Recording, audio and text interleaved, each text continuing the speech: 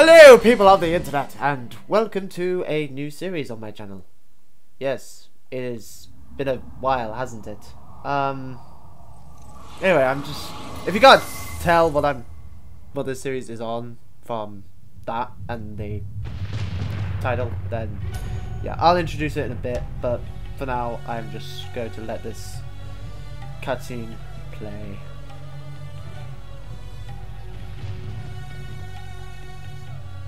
If you can't tell what this game is already, then seriously, play this game. My God. Yes, there it is. Yep, that's right. We're doing Prince of Persia: The Sands of Time. Oh my God, I haven't played this game in so long. I had this game on PlayStation 2. In fact, it was actually one of the first PS2 games I ever played, which would be the demo. I can like issue 39, I believe it was, of official PlayStation 2 magazine, which was the first issue I ever got. This was one of the first games I ever played on the PlayStation 2. To be fair, it's a pretty good game to start off with, because oh my God, Prince of Persia: Sands of Time is so good. Sands of Time trilogy is really good. Anyway, if you can't tell by the fact there's a mouse, this is the PC port. I haven't actually tried this yet, so give me a moment just to get used to the controls. Okay.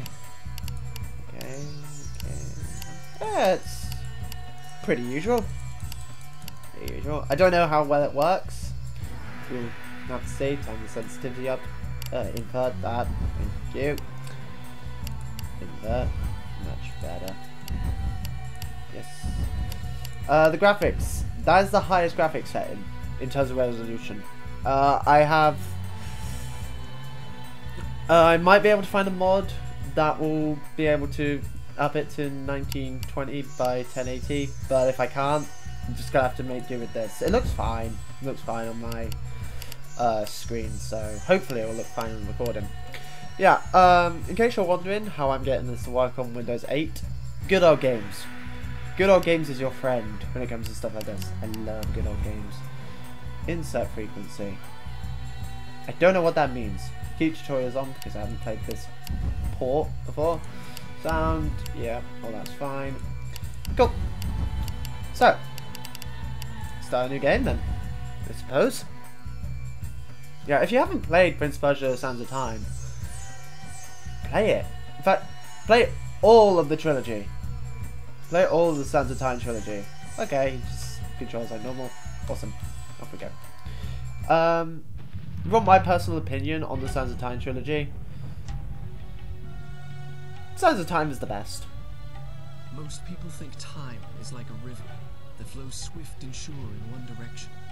But I have seen the face of time, and I can tell you, they are wrong. Just gotta let him time talk. Is an ocean in a storm. You may wonder who I am and why I say this. Sit down, and I will tell you a tale like none that you have ever heard. Know first, that I am the son of Sharam, a mighty king of Persia. On our way to Azad with a small company of men, we passed through India, where the promise of honor and glory tempted my father into a grievous error. No, my son.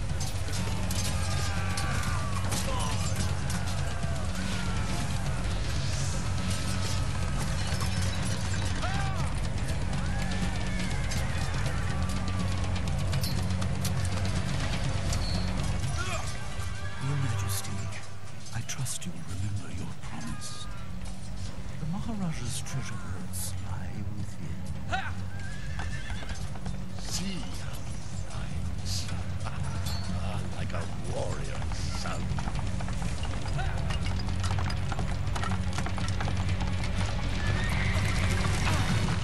And then he died. The end.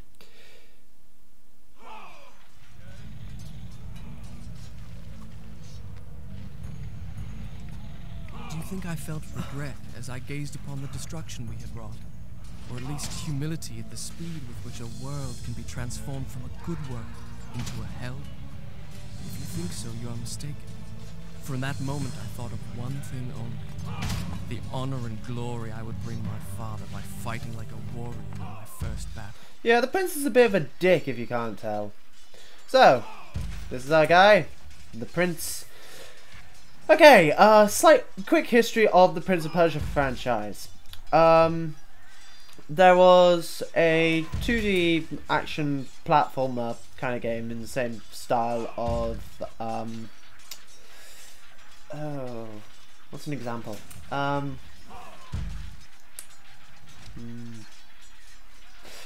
of those ones where it's just like photorealistic graphics and stuff like that, and then it was evilly hard, where if you like fell down a pit, that was it, you were dead. Like, yeah, one of those games. And then you've got the yeah, they died. Then you had some sequels to that, which literally no one played. And then you've got, yeah, this game, which was essentially a quick reboot of the franchise, which was amazing. This was on the PS2. In fact, I think it might have actually been a launch title for the PS2. No, it was about halfway through the PS2. Well, early days for the PS2. Then you had a sequel to this called Warrior Within, which fixed some of the issues with this game. Like, there's some massive issues with the combat in this game. Like, some massive issues. Warrior Within was mostly fixed the combat engine, but it got rid of like the lightheartedness of the game, and not very many people liked it. I enjoy Warrior Within. I'll probably do a series on that at some point, but I preferred this game personally. And then you had a sequel to that called The Two Thrones, which I played a bit of, but not much. That essentially just took the best elements of this game and the best elements of Warrior Within and just threw them in a blender. It was alright, but yeah. I still prefer this game and Warrior Within. And then you had another reboot called just Prince of Persia, one of those ones, on the PS3 and the 360. And then right click. And then it was yeah, I didn't like it at all. It basically made you immortal. It was a platformer in which you couldn't die. So yeah, it was weird. Okie dokie. Go towards the edge and press space. Okie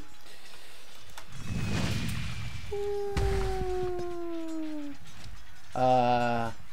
That fabric effect. That may have looked like lag, but I assure you it wasn't. That was just slow-mo.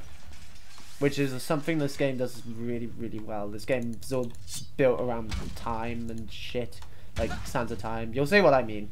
You'll see what I mean eventually. Hello, good sir. Come at me! Yeah, this is the combat in the game. It's not that great.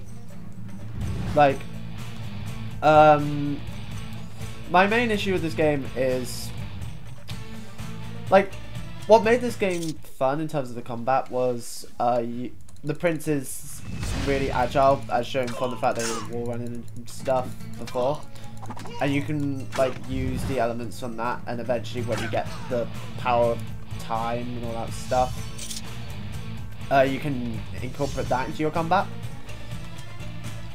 And then many men that day sought to win honor and glory on the battlefield, that their king might say to them, as Khosrow said to Rustam, "You are the noblest of my warriors." From the moment my sword tasted blood, I knew this would not be my way. I would win my father's praise, not by killing, but by being the first to find the Maharaja's treasure vault and the wonders within. yes, indeed.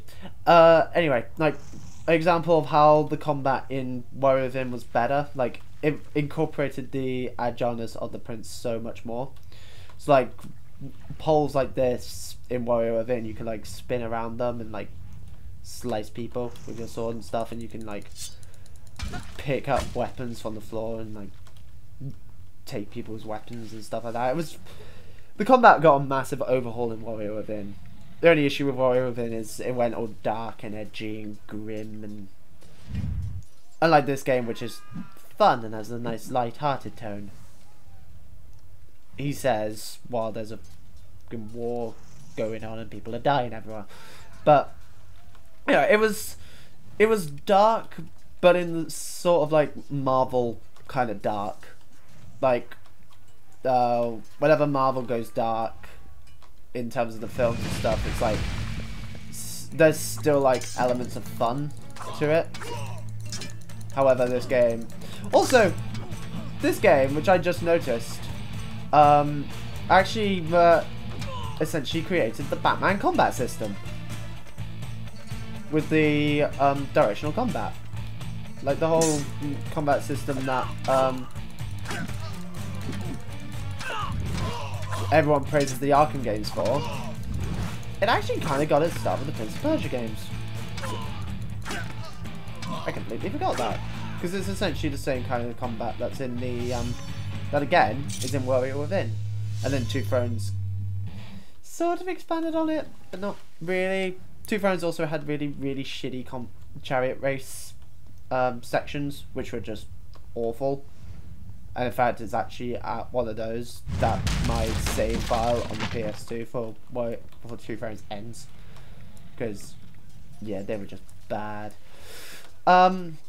Yes, this series, I don't know if I'm going to be editing this series that much. Obviously, I'll be splitting it into different parts, but I don't know if I'm going to like edit it down, like cut bits out and stuff like that.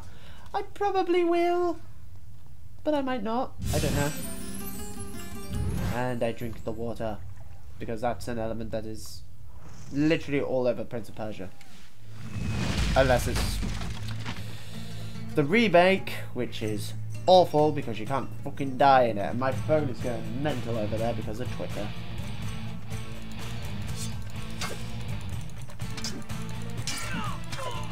I wonder how they did the running up to people in this game. Well, this port at least. I guess I'll show it at some point. I'm guessing you press space. Yes, there we go. Yes, you can do shit like this. So you jump up behind someone and slash them, and that's essentially an insta-kill. At least against the human enemies. When you get to the people of the sand, as I like to call them, they probably have a proper name, but I don't remember it because I haven't played this game in absolutely years. Yeah, there's... You'll see what I mean. You'll see what I mean. It's basically you only fight actual normal people in this one section, and then you fight weird shit for the rest of the game. Until like the very end. Like you fight the odd, like, normal human enemy in the rest of the game. But for the most part, it's just weird shit. But you'll see what I mean. You'll see what I mean. Oop. Up we go. Sup, fuckers! Facha! Dead.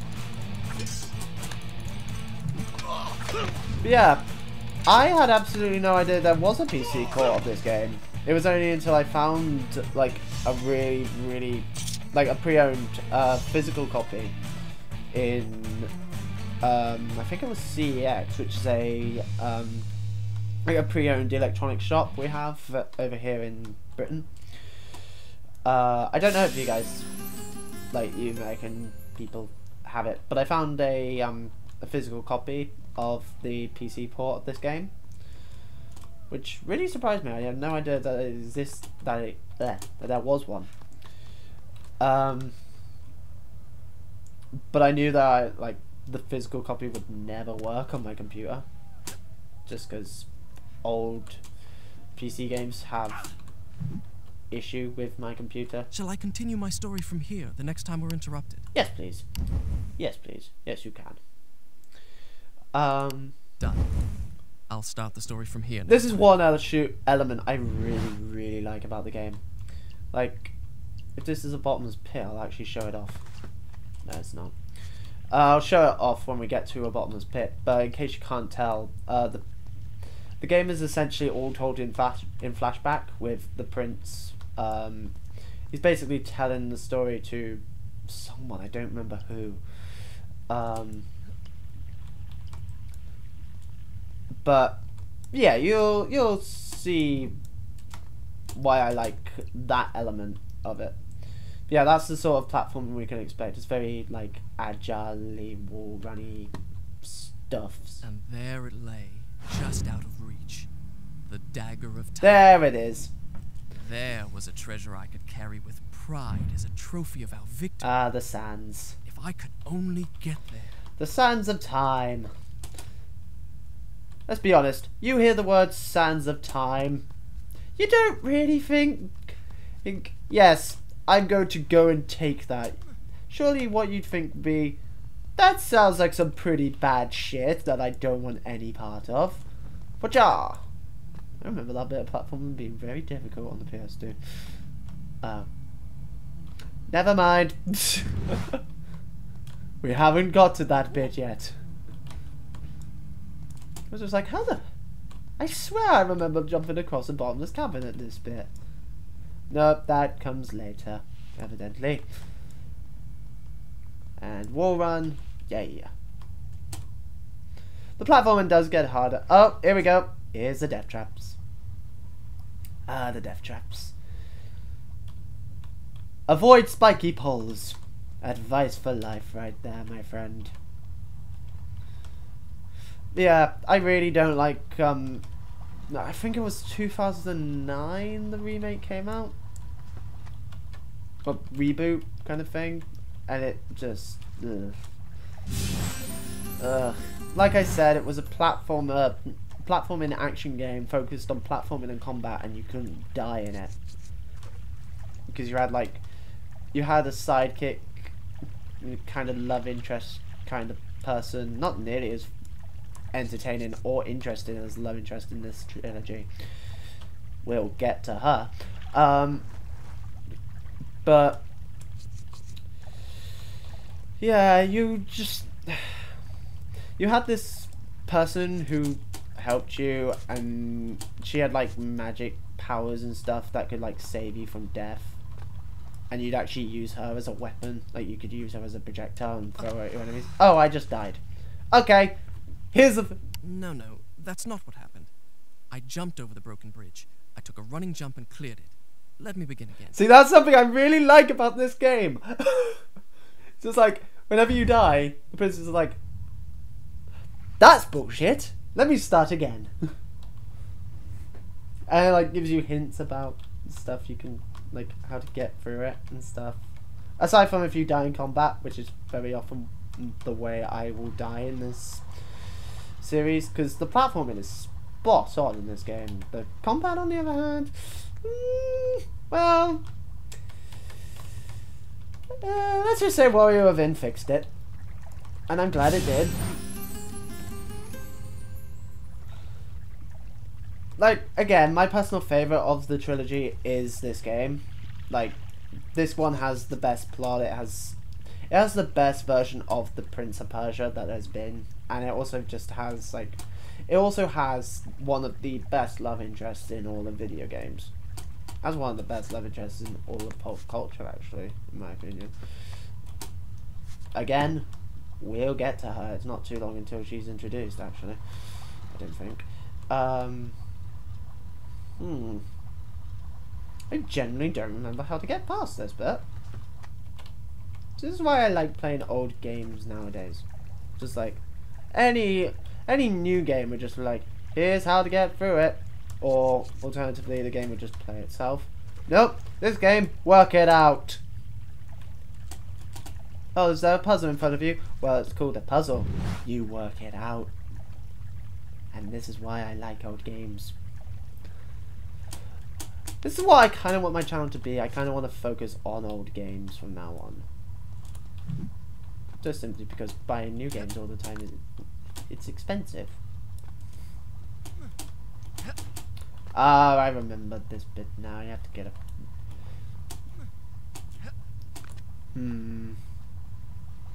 Triangle jump isn't helping. Another issue I have with this game is the fucking camera. I forgot how bad the camera was in this game. Again, they fixed it in Warrior Within. Basically, all my problems with this game, aside from the plot, they fixed all the gameplay and issues in Warrior Within, but they fucked up the plot to no end. Like, Warrior Within it went really dark and very emo-y and stuff. Like, Warrior Within came out around the time that games like God of War were around and stuff like that, so it went for that audience, and it's just like, you've got, like, this game has a female character who is a character. She's not, her character isn't just she's female and therefore boobs. Nope. Like, if you've seen Yahtzee's episode of Zero Punctuation where he went on the about the Prince of Persia series, the Prince of Persia retrospective episode of Zero Punctuation, you'll find that I agree a lot with his views on the series. That's how you do it. Where it's just like, in this game you've got the love interest, who I'll just say what her name is because it's not too long before she's introduced. Farah. I think that's how you pronounce it, at least. That's how I've always pronounced it, so. Wait. That's not how it happened. Now, where was I? I'm pretty sure I'd be able to survive that fall. I'm just saying. It's like, you fall higher in this game and you survive no problem. I guess it's just simply because there'd be no way out of that pit. I don't know. But yeah, Farah is a character first and then a female. Like, she actually has a really, really interesting and entertaining character. Like, she's actually more interesting than the prince, in my opinion. The prince in this game is quite bland, but he's bland, yes, but he's entertaining. Unlike in Warrior Within 2 Thrones where he went all emo. Well, 2 Thrones he kind of went back to how he was, but in 2 Thrones he's very, very, very just emo and I want to die and stuff, and yeah. This game was very proud of its I think it got T for teen in terms of rating. Yeah, Warrior Within got an 18 and it wore that 18 with pride. Again, like, going back to Farah and the personification of female characters and everything, where it's just like, you got like Farah, interesting character first, female second, and yeah, she's a love interest, but she don't need no man. In fact, if it weren't for Farah, the prince would die in this game. Like, there'd be no sequel if it weren't for Farah, because Farah saves the prince's ass on several occasions, more than several in fact. Most of the time when the prince gets out something, it's due to Farah. Farah is a fucking badass. And then you got, and again, it's like, yeah, she's a love interest and everything, but she's one of the best love interests in gaming. The prince and Farah are one of the best couples in all of gaming. And then they fucked it up in Warrior Within by having it be a woman who is Sad. Just simply tits on a fucking beanpole.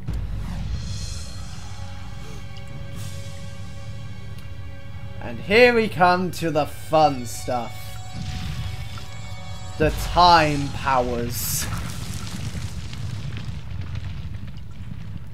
In which you get the power to rewind time. And believe me, that comes I had what I in. came for. It was time to get out. Now. The time powers are very, very handy and very, very fun to use. Like, one of the most fun things I find in this game is killing someone and then just rewinding time just enough so that they die again. It's evil, I know, but it makes it so much fun. And the time powers just make combat so interesting. And they really, really build on that in Warrior Within. Again, like I said, Warrior Within worked a lot on the combat that was in this game. Because the platforming just didn't need fixing. The platforming was spot on in this game.